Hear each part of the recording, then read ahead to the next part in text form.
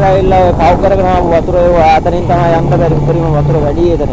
මෙතනිනුත් ස්පීල් එකක් තියෙනවා. ඒ ස්පීල් එකෙන් වතුර හම්බානට තියෙනවා. ඒකෙන් බයික් එක දාගන්න පුළුවන්. මේ ඒ වැව. ඒකෙන් කඩා මේ ස්පීල් එකෙන් වතුර වඩාන යනවා. මේක යට වෙලා තියෙනවා. ඕනනේ ඔය අතුරුපාල කරනවා. අතුරුපාලේ තමයි මේ බණ්ඩේ ගිහලා ගම්මානේ බණ්ඩේකට දාන්න තියෙන එක මීවල යව. මේ යට වෙලා තියෙන විමානේ මේ පැත්තේ විතරක් මහා පාරෙන් යට වෙලා තියෙනවා. මහා පාරුත් එක්ක දානවා වතුර.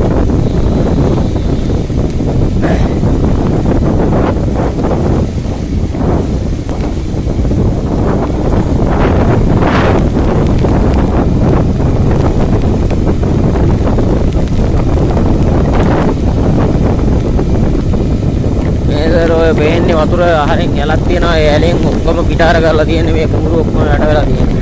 අර උඩින් තියෙන ලොකු ඇලක්. ඒ ඇලේ යන වතුර පාර තමයි මහා පාරට යන්නේ. මහා පාර යට වෙලා තියෙන්නේ.